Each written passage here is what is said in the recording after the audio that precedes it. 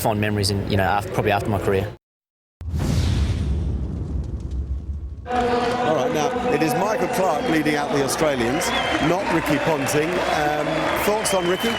Yeah, look, it's a real shame about his finger. I thought he might have come out today and fielded at point or mid-off and just been out there today. I'm sure he's going to play a big part in the rest of the series. There's talk that he might be out, but I think he'll be okay, and I'm sure at some stage though he might just come out on the field. So with an injury, you've got a fracture to the top of his pinky, isn't it? Yeah. That Mark Taylor was saying that shouldn't stop him batting, but as you say, fielding's the bigger issue. Yeah, that's right. He might just stay off because it's not worth even getting a knock on or anything. Just stay off and pick it up next Test match. But I think and I hope that he'll be okay.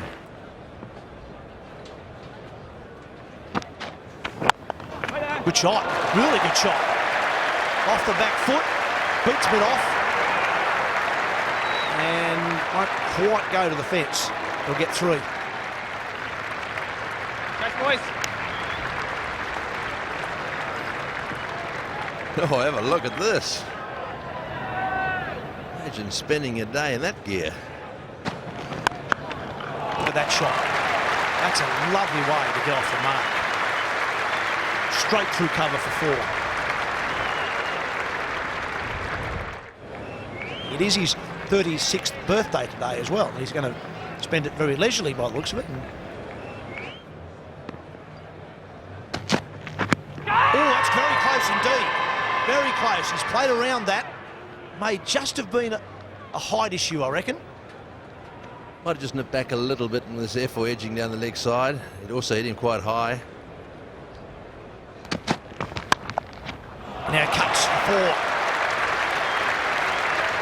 Can't give him anything marginally loose at the moment, Ian Bell. His footwork is excellent. That's a superb shot. Gets the ball down as well, and knows that if you can get it down and into a gap anywhere in that area around about point, it's going to be 4. Just watch this. Watch how he comes down on it.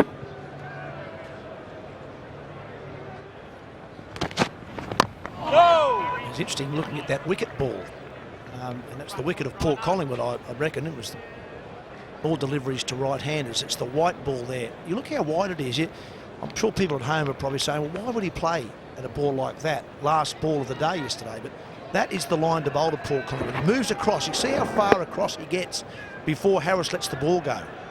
And therefore, he makes balls which are quite wide of off stump feel like, to him, they're probably about off stump. That's why he plays, and that's why... That's a great line, as that is. He's got the breakthrough. He's got the right watchman. Oh, the stumps are all over the place. And have a look at this. This is a different Aussie side. There's smiles all round at the moment. Boy, they were like this in training as well this morning, Heels. They certainly were. I haven't seen them as upbeat as they are for the whole series. Jimmy Anderson, what about his despondency? He really wanted to survive in there a long time. He was so sad walking off. He was desperate for a fight. He couldn't hold it up. He could not hang in there. 6 for 94. Top edge, but it'll be safe. And it's 6. I think that's gone all the way. It has. And the 100's up for England. Well, the Aussies won't mind them having a go. They've got a fieldsman down there. That was a top edge. But he had a real full go at it. And just watched it sail away. Well, the crowds throughout this Vodafone Ashes series have been fantastic. 20,000 or more here every day so far. It's going to be full again today. How much cricket they'll get, I'm not really sure. Pen on these two. Ian Bell, he's not even moving. To move now, probably a good thing he did. he might only get 2, he will. Oh, well done, Peter Siddle there. Peter Siddle never gave up. Save 2.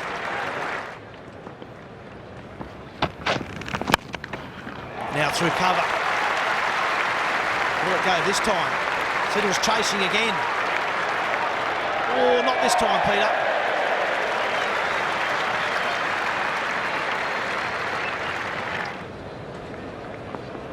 Here's Harris again. And that's going to be out. That is stone dead.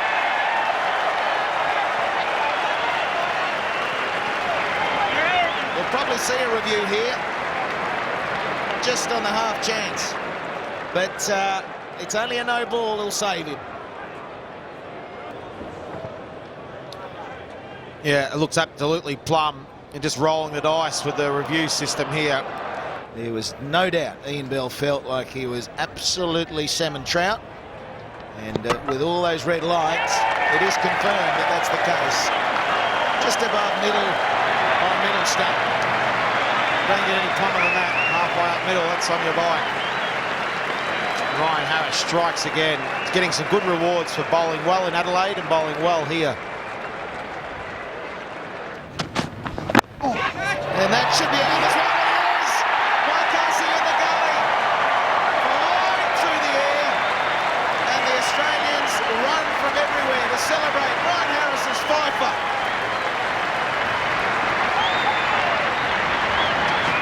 Didn't get the rewards that he deserved in Adelaide, Ryan Harris.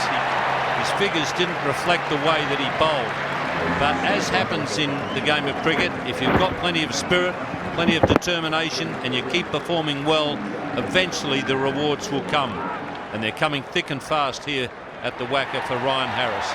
Good bowling, and England on the rack now at 8 for 114. Ryan Harris, his first fifer in Test cricket. And he's not done yet.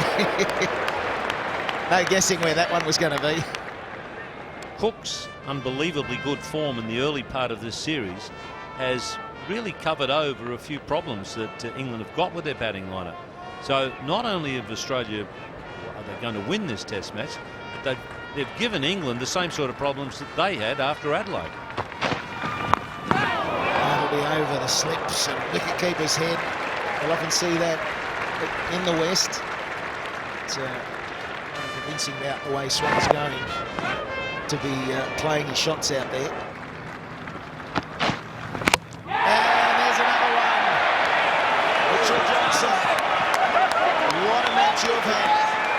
That's 9 for the match. He's got a chance to get a 10 for Australia now. A sniffing victory. What does that mean? It means that the series comes back to 1-1 with 2 to play. Yep, shorten him up a bit. And then the fuller one at the stumps, Camp back on the back foot and just a little inside edge onto the pegs. And now England have been playing poor cricket. There's no way that 187 and 120, this pitch has been good, but England haven't been up to it, and all the problems are now with England. 9 for 120. That should be out. It is. There it is. Australia are back in the series. The campaign is on track.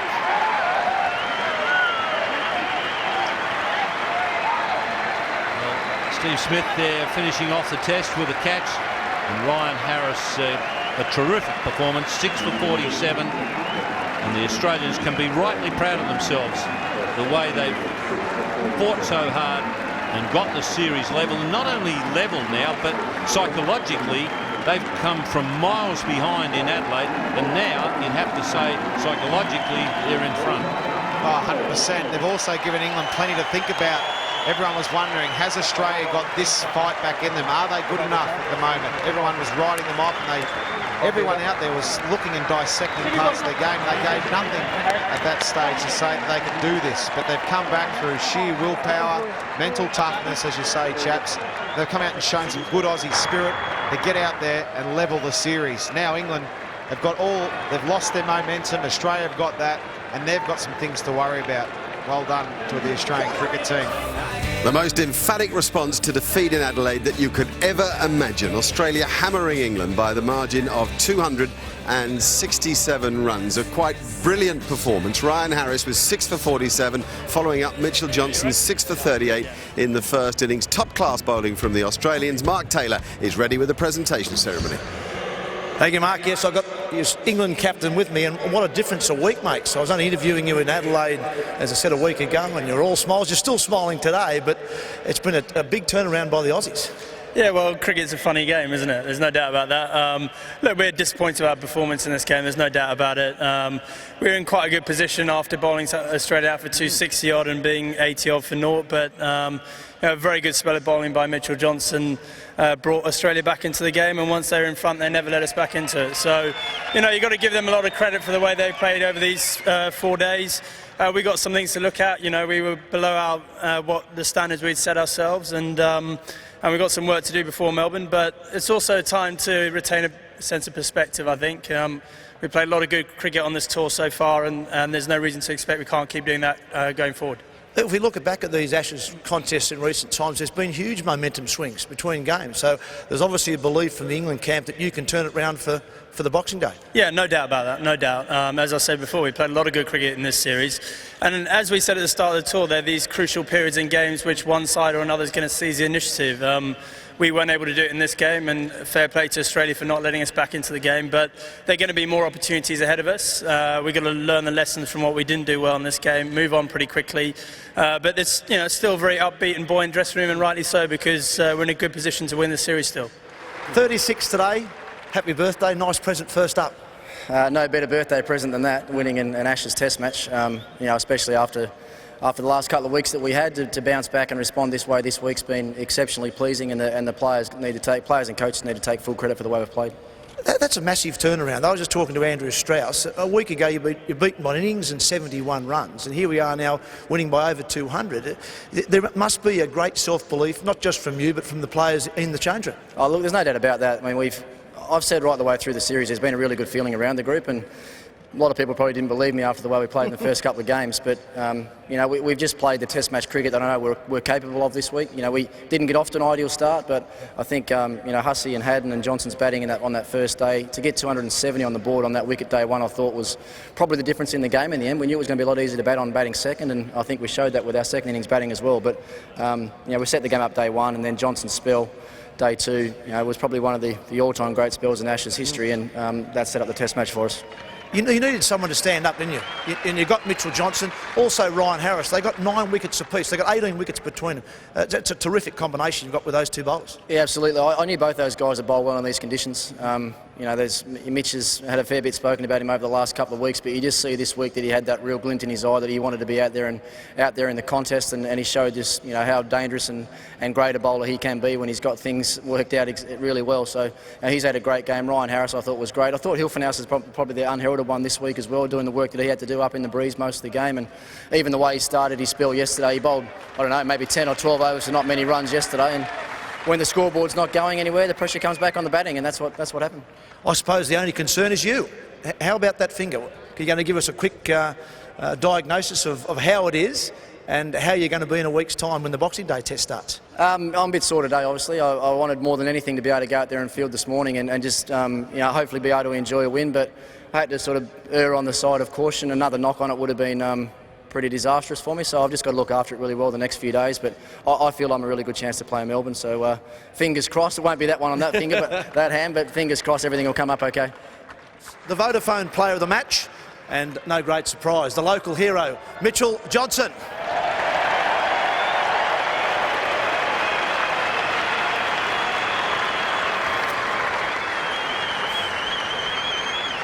Mitchell, going back to the Gabba, so it was 2 or 3 weeks ago, no runs, no wickets, things weren't going well for you, and all of a sudden here you've missed a Test match at Adelaide, now you've got runs, wickets. What a huge turnaround for you. Yeah, it is a pretty big turnaround, but yeah, look, it was exciting to get out here this Test match and do so well. But I guess you have a look at the guys. Harris got 6 and Mike Hussey, who scored a lot of runs this Test. So I guess this could have gone to anyone really, but it was nice to be a part of this team again. How important was the batting for you? I know you're in the side obviously predominantly for your bowling, but how important was that 62 you made on the first day? I think the situation we're in, I probably needed to score a few runs and be out there with Brad, and we put on a good partnership, and the lower order actually put on a very good, a lot of runs, so that's what England did to us last Ashes series, so hopefully we can continue to do that through this series, but it gave me a lot of confidence going into the bowling side of things, so it all probably started from my batting. And then I mentioned the bowling, none for 170 I think it was at the gap, then you miss Adelaide, that must hurt. Yeah, it was disappointing, but I think I handled it pretty well. I knew I had to work on a few things, and if I got too upset about it, I don't think I would have been in this situation now. So I just really worked hard on getting things right and getting my head straight, and you know, getting strong again, and working with Troy and Stuart, I've really paid off. And you like bowling here. You've had some great spells here in your Test career. Yeah, I've really enjoyed it here, and having the crowd support has been amazing throughout this test and throughout the other test series as well. So, yeah, look, I do enjoy bowling here. This is probably one of the best wickets that I've played on and around the world, and it was good to see a bit of bounce and pace again. 1-1, 2 to play, MCG, SCG to go. What can we see from Mitchell Johnson in those 2 games? Hopefully I can be as consistent as I was here. Obviously the conditions were right for the bowlers here, and with the 4 bowlers that we had, you know, I think we bowled very well. So we just need to keep bowling as a pack, and I think we did a great job in doing that. So, yeah, look, there's still a long way to go in this series, and we've just got to be patient. Well, mate, well played. Ladies and gentlemen, Vodafone man of the match, Mitchell Johnson.